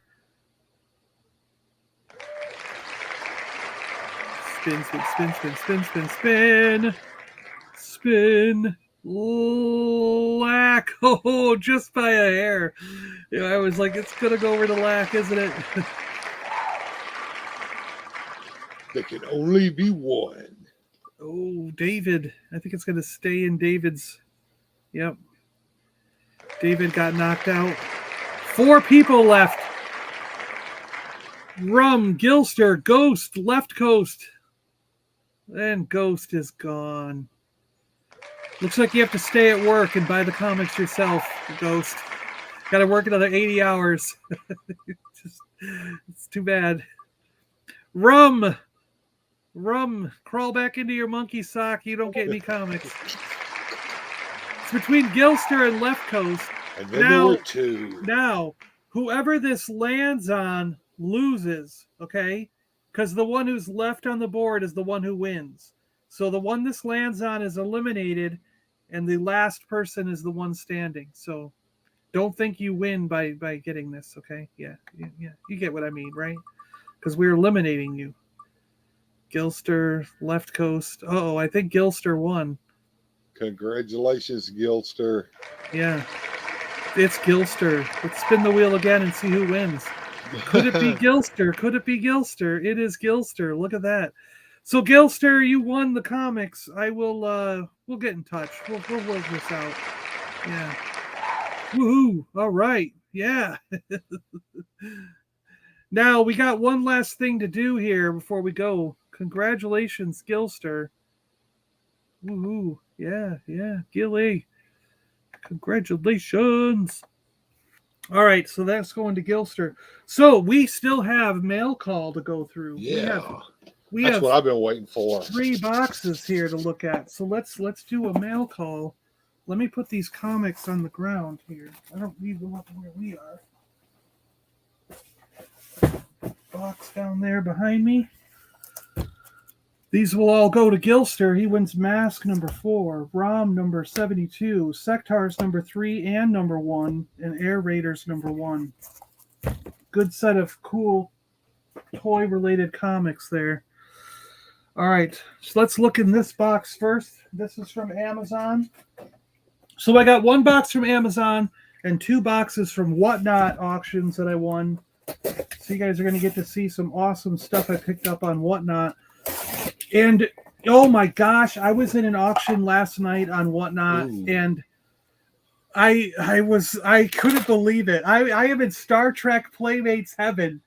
I won 11 auctions that were like either $1 or $2 or $3 auction wins, and got myself, I probably got about 20. They were doubling or tripling up. They were doing 2 or 3 Playmates, Star Trek, Deep Space Nine, Voyager, and they were starting them at $1, sometimes 2 or 3 figures on card, brand new on card. Some of them were unpunched. The bubbles were perfect, And I was like, $1 for 3 figures, that's mine. And then like some of them went up to $2 or $3, but still, it probably averaged like 75 cents a figure. And I won 11 auctions. There's got to be more than 20 or 25 figures coming to me. I was like, I got like so many figures I needed last night on this auction site. I was on Whatnot is proving to be incredible. Reva, Reva on from the Obi-Wan Kenobi. And for once, I mean, it didn't come crushed. It's pretty good. They're getting better. Yeah. Amazon's getting better. A Now, nice if we can only train Walmart to send figures Yes. like that. Yes, exactly. So, all right. So clearly, this is some Whatnot comics I won, and this is some action figures. What should we look at first? Action figures. Action figures, Bill. All right, we'll go to action figures.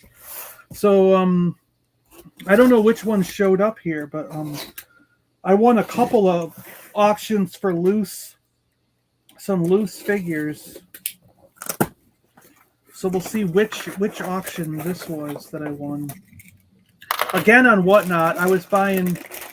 Oh, this might be the G.I. Joe stuff. Yeah, I was getting a bunch of G.I. Joe one night. Are they loose or carded? Loose figures and okay. A vehicle. I think is in here. It could be. Oh, a vehicle. The Slam, and I got to tell you, I've been hunting for this Slam vehicle. Okay. On eBay for months, probably a year, and I keep seeing it. It keeps selling for up to like $50.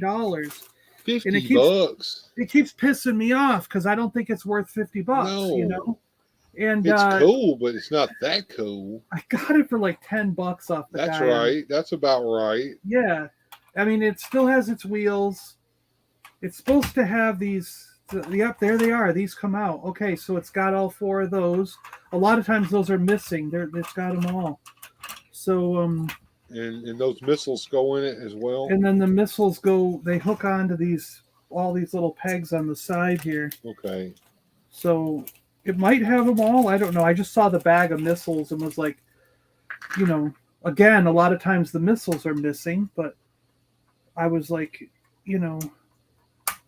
I just see a bag of missiles. I'm good with it. I'll get it, and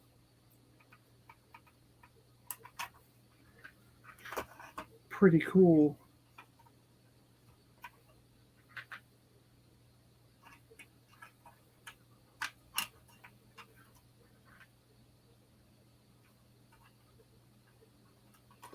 So yeah, I've just been having a good time finding things for reasonable prices on Whatnot, and before people catch on, I guess, you know what I mean? Because a lot of times you go in these auctions and there's only like 6 or 7, 8 people, so you're like, so is it like a live auction? It's not like eBay. Yeah, it's live. Yeah. Okay. And generally the guy will put like most people will put the items up for either 20 or 30 seconds. But if you bid on the item, it adds like 5 more seconds to the timer. So like you can't just snake someone at the last 1 second and steal it. If you bid at 1 second, it'll add like 5 or 6 seconds to give the other guy time to rebuttal it. He can be like, oh well, if you're gonna pay 5, I'll pay 6. And then you kind of go back and forth until someone gives up. But a lot of time, like with the Star Trek last night, I was like, well, I only want to pay $1 or $2. And it was like, I went to $3 if it was like a figure I've never seen or haven't seen in a long time, so I was like, I really want that one. So I went, so it's just, I mean, it's a little loose. This isn't like super mint. This turret could be more sturdy, but I mean, I've been wanting it for a long time. It's all there. It couldn't beat the price compared to what I've seen. The little legs or whatever they are that you just snapped back in, what are they supposed to be for? Stabilization? Stabilization, because the gun is you're supposed to pretend it's super powerful. So okay. But it has a tow hitch, so it can be towed by other vehicles, which is cool. And one guy can sit that way, and the other guy sits the other direction. I don't really know why, but that's whatever. So we got that in that box, and let's see what else I got. I know I got some other figures in here. So it was the Toy Man 84. He says, back to the 80s. Thank you. You know, and Super Awesome Geek Show winning these things. Oh yeah. Oh, look at this. Yes. Oh. Put the Toy Man's card back on screen and hold it real still so people can snap that. There you go. If you snap that, you can go to his site, I guess. Yeah. Yeah. All right. Oh, look this. Yeah, this is cool. Yeah, I got these. That Storm Shadow in there. Yeah, I got a couple of figures I needed for my collection here. Yeah, that's Storm Shadow wearing some camouflage. Yeah. Oh, he's mint. He's like a brand new figure. Oh, wow. This is cool.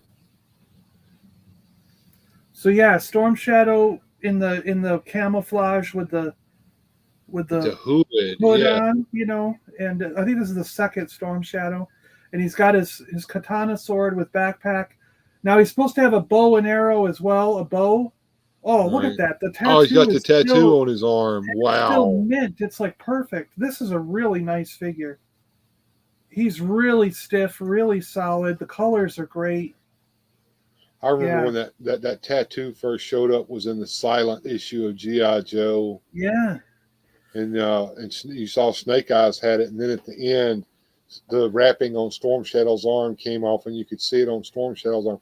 And there we knew that they were connected somehow. Yeah. So I got the other version of Deep Six. This is the second. I think this is the second version. The shark driver, right? Yeah. But they made a better figure because the shark driver was just like a block. Remember that? Yeah. And I needed this Deep Six. He comes with a helmet that goes on, so it's pretty cool. And has a backpack that clips on here. And that's an oxygen hose that goes from the backpack to his helmet, maybe? This must go this way, yeah. And then the hose would clip on right here. Yeah. And I think it goes to this little buoy thing. Oh, okay. I thought maybe it went to his helmet. Okay, I see what it does. And then this little buoy thing would float up in the water and give him air, you know. I guess. I don't know. You can't go very deep with that little hose. And then he's got a little gun with a sight on it, because we all know that sights work great underwater, you know. So. Oh my word! So it should be a harpoon gun, right? That's what you right, because guns don't do so well underwater. Yeah. So I guess I'll just stand him and put this little hose thing next to him, right? We won't. I don't know where you would put that when you put him on display, but yeah. Odd. So that's cool, and I've got some Star Wars coming. I got a Han Solo from Endor with no camouflage on his lapels there because I needed that one loose. I have both versions on card, but as far as loose went, I only had the. Oh, this is from. Oh my gosh, this is cool. So this is from Matthew. This is actually not a whatnot grab. This is from Matthew Rodriguez, who was on our show. He was on this comic show a few weeks back. He's the husband of Toy Huntress. So okay. This is Toy Huntress husband. Sent me this care package of stuff, including his comic book. So I have a print of his characters done by one of his artists. Oh, and then another big print of Modern Wonders. Nice. All it takes is a little wonder. Well, that must be all of his characters he's designed and made. That's neat. Cool. So a couple prints there. And he gave me a pack of Robin Hood, Prince of Thieves, movie cards, glossy movie cards with a sticker. I don't want to open this. This is I hope cool. it doesn't have any of that nasty gum in it. You remember that Oh my gosh, how do I get this open here? This is cool. There's a card in here. Taxes for the poor.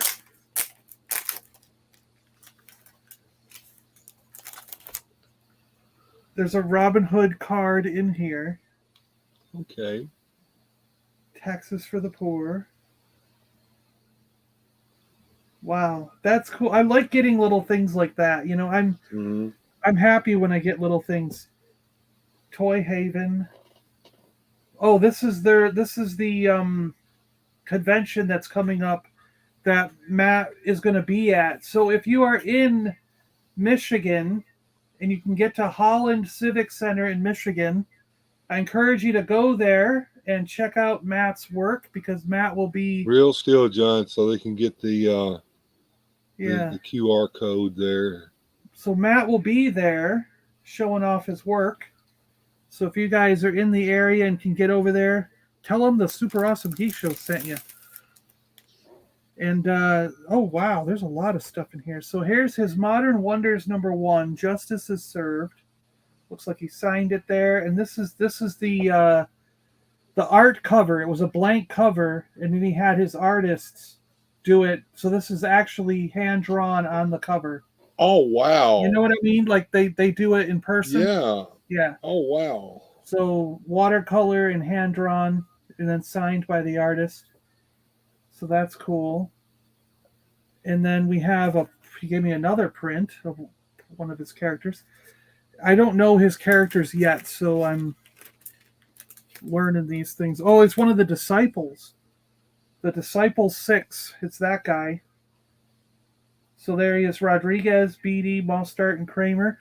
Rodriguez is Matt that we had on the show.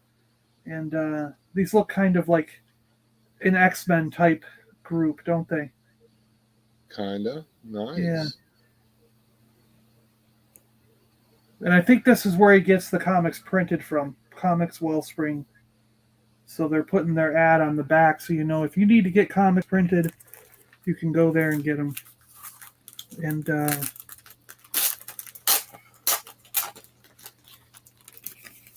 we got a Defenders of Eden package here. Defenders of Eden, issue #2. Really cool. Attack on Adonia. And there he is again, Rodriguez, Matt there. So they're basically printing and publishing their comics themselves. Yeah. And Matt I think was that's on. the way it's going to go here soon. And here's issue #1. So we got issue #1 and 2 of Defenders of Eden. I look forward to reading these. I'm really going to check these out and give the them. art looks spectacular in them. And then he gave us a print of Defenders of Eden. Look at this little tank guy, a Triceratops guy, some kind of barbarian couple. Pretty cool. And then this is the book he's promoting right now, Modern Wonders. And so Modern Wonders was the book we were promoting on the show. And he's given me issue #1 and issue #2. So really cool. Really cool. Exclusive Kickstarter first run of this. Yeah, in Comics Wellspring. That's where he's getting Plymouth, Michigan. So, and oh, there's a print or something inside the comic. Oh, a sticker. A Modern Wonders sticker. But, yeah, very well done. You know, like the, sometimes when you get a comic that's been, you know, printed at a small run, they're not as quality, you know, but this is a really good, like, comparable to a real, like, to Marvel or DC, you know what I mean? So, beautiful runs on these. Sergeant Slaughterhouse Hazel just showed up. Cool. How you doing, Mr. Slaughter? So this is a pretty cool package. Modern Wonders, Defenders of Eden, Disciple 6, and in a special version of Modern Wonders #1, some art prints and a cool little Robin Hood, Prince of Thieves card pack. I'm happy with this. This is really cool. I will have to get online with Matt and tell him thank you for all this great stuff. And if anybody else backed him, hopefully your stuff will be showing up soon, because he must be sending this stuff out, because some of this is what I backed on the Kickstarter. So cool. Hold up. Get out of that garbage can. AKA my husband. Yeah. You remember the Toy Huntress interview where she just referred to him as my husband. Sorry. They gone. Good to see you. They gone. They gone's here. Did you see the stuff? Oh wow. Yeah. Pretend it's a blaster. This is a fun show, Butter, with the giveaway. I like the chill of this. Those Russians have a lot of underwater guns. Yeah. Well, the AK-47 can shoot underwater. That's right. Yeah. I'll look up the Toy Huntress. Yeah. She does some great He-Man Masters Universe. That's their main focus. Thank you. If you guys are into 70s and 80s, check out Retroist podcast, my favorite. We will. I think I already am on that. I think I've heard of that one before. But, so thank you, G-Force, for posting Toy Huntress there. Yeah. Sergeant Slaughterhouse in the house. I'll have to check these out. Yeah, they're pretty cool. I like supporting, supporting independent. What do you call it? Independent comic creators. I like supporting them and hoping they get, can kick off their dream. Because if you've got a story in your head, it can be like an itch you just can't get to. And I really like it when people are able to get their stuff in print and then get the support they need off of Kickstarter or YouTube or other people, just so that they can get the stuff out there. Because, if you've got that creative itch and you can't do anything about it and you got no one to help you, it can be really frustrating. So I really enjoy showing off some of these things, and it's worked out for Matthew, I think, and we had Sam, well, what's Sam's last name? Oh, well, but anyway, a guy named Sam was on a few months back doing his Geek Girl comic, and Sam generally comes on once a year talking about his comic as he gets ready to put out more issues, and he's been a great person to help along the way. I stopped collecting more music. Yeah. Just subbed. Cool. Thanks, Bill. It's back Operation Recall. No, I haven't seen that one yet. I'll go look it up. Carson got the whole G.I. Joe team together, making. Oh, those! Yes, I've seen those. I'm very interested in those, but I haven't backed it. But those are really cool. I do know what you're talking about. I still have 1,000 CDs and hundreds of cassettes. I actually wish that I still had my cassette collection, because I had over 300 heavy metal cassettes in like glam metal and pop metal and whatever you want to call it, like Poison and Whitesnake and Cinderella, night songs, coming through the night singing night songs, makes you feel right, like all that stuff. White Lion, yeah, I mean, yeah. Oh, I had all that stuff. Rat, Wasp, Black Sabbath. Remember Wasp, Rat, like Rat. Of course, Metallica, Megadeth, all that stuff. You know hairbands to metal's all I have. Yeah. Yeah.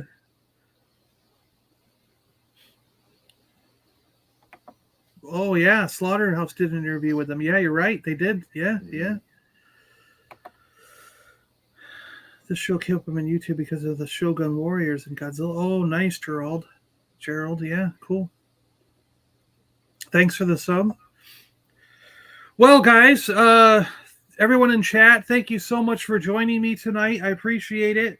Hope you enjoyed looking at what I got in the mail today and looking at those comics briefly that we went through. Congratulations to Gilster on winning that little stack. We will get those out hopefully by next week. I don't know. Um, somewhere in here. We got another Christmas in July coming up on Sunday, and there'll be another round of giveaways in there. So I'm gonna wait till I got all that stuff together before I do my mailings. So Gilster, it will probably go out next week. Yeah, when I gather all that other stuff for one other round of mailings. Um, and yeah, there's only 2 weeks left. There's only 2 weeks left.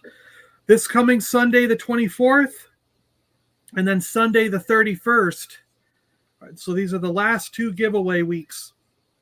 And we've got 5 packages left to give away. So I think we'll give away 3. Oh, Gilster said give it to Rick, like Left Coast Rick. Did he really say give it to Left Coast Rick?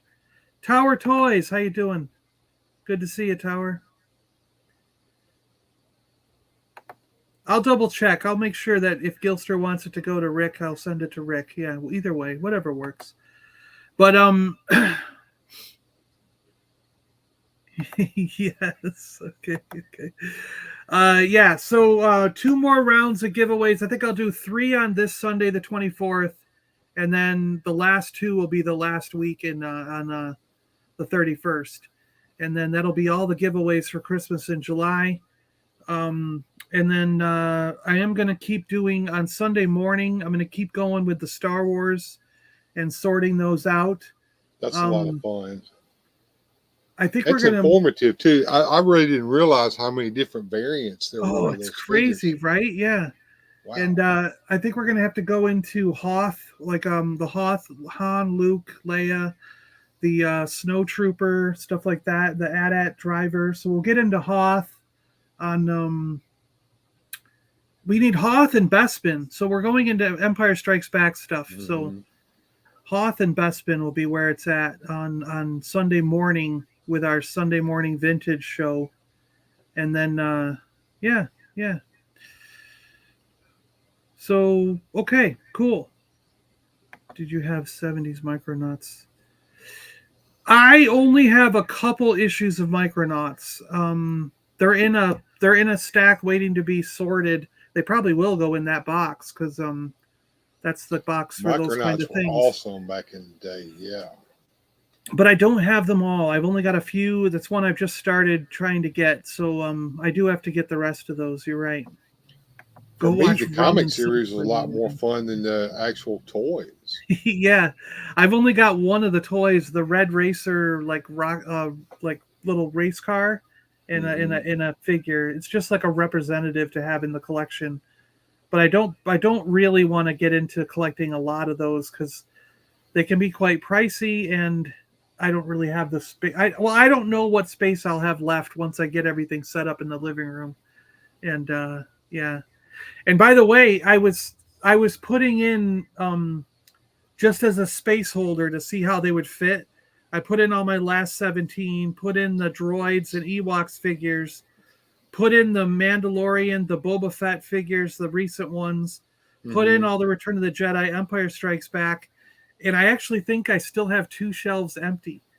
So they do all fit in that one cabinet, nice. And there's room for expansion in that one cabinet. But I think that will be taken up because when we start getting into more of the variants, like there's a lot of Leia variants, so that might take up 2 or 3 spaces.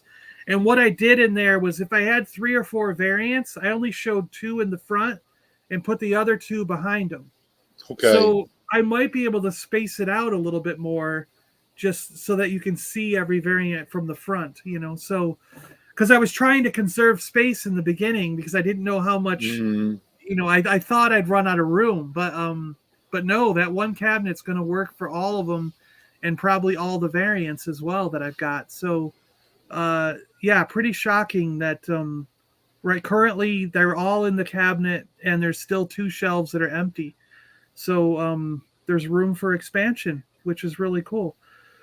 So the second cabinet is totally free to use for mini rigs and maybe Jabba the Hutt. And I don't know. We'll see. It might not be deep enough for the Jabba the Hutt playset, but it would be nice if that could fit in there. We'll see.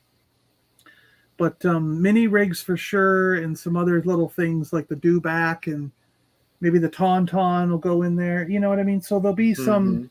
I'll be able to put some. The band members can go in because they're not in that cabinet. So I'll put the band members in there, and yeah, we'll have some. We'll have some room for some other stuff. This will be pretty cool. Yeah. All right. How about a third? Like a third cabinet? Just do 3. Thanks, G-Force. Appreciate it. IG disintegrated body. It keeps going on, my friend. Yeah. All right, cool. So I've rambled on enough. Let's get out of here, Bill. Thanks to everyone for watching. I appreciate it. Do you guys want to see a video before we go? What do you guys want to see? Do you want to see let's do Bitty Bitty Bitty Buck.